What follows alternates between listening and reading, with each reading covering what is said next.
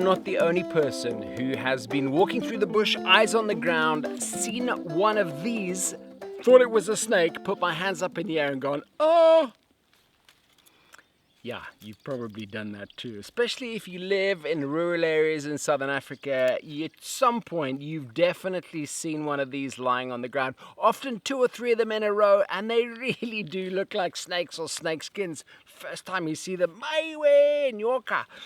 But of course, when you look closely, especially when you see all the yellow flowers around on the ground, you realize, nope, that's not a snake, that's a Sjambok pod. How's it, guys? I'm Gus, the African plant hunter. I am in the southeast of Zimbabwe, Shangaan territory, right on the edge of Gonarezhou National Park. And winter has been short, sharp, and painful, a bit like a vaccination. But now it's all over, spring has come, and how do I know? I can see the yellow flowers on this beautiful tree. This is the Sjambok pod, Cassia abbreviata, known in Shona as Murembe or Muvheneka.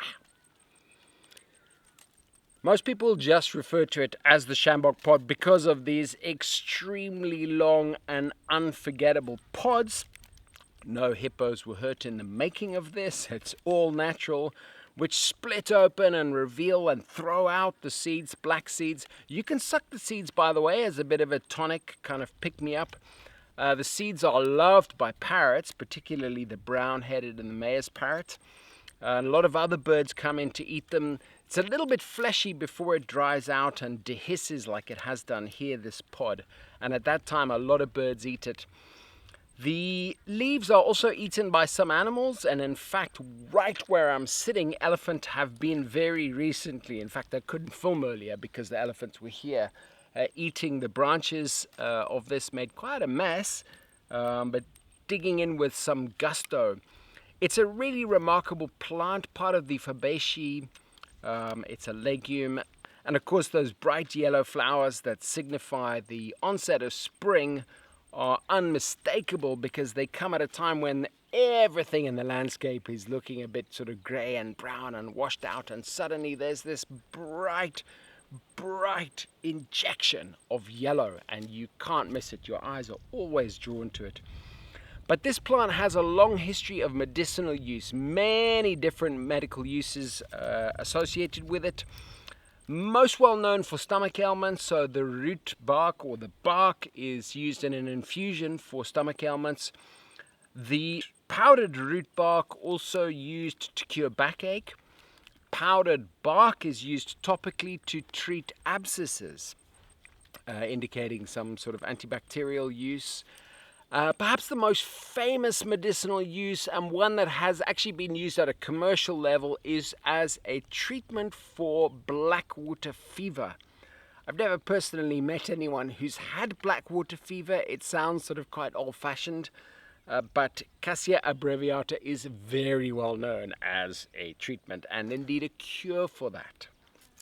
There is one other traditional use particularly associated with this area where I currently am.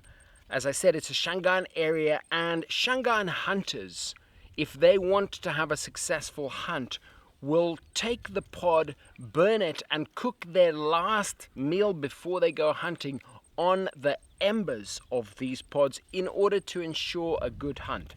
So some sort of magical spiritual properties associated with it. I'm sure there's a lot more that's probably not out there in the public domain.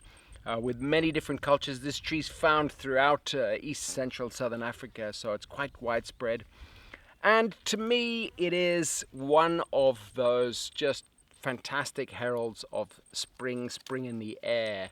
I'm always excited when I see it. I love this tree. Very easy to grow, by the way. You can grow it as a mature tree. You can also grow it as a bonsai.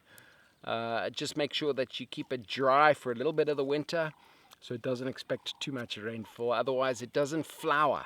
So it's always said that if you want an abundant flower, it needs a little bit of moisture stress just before the flowering period. Right now, it's mid-August and it's in full flower, and apparently they had exactly the right amount of moisture stress here.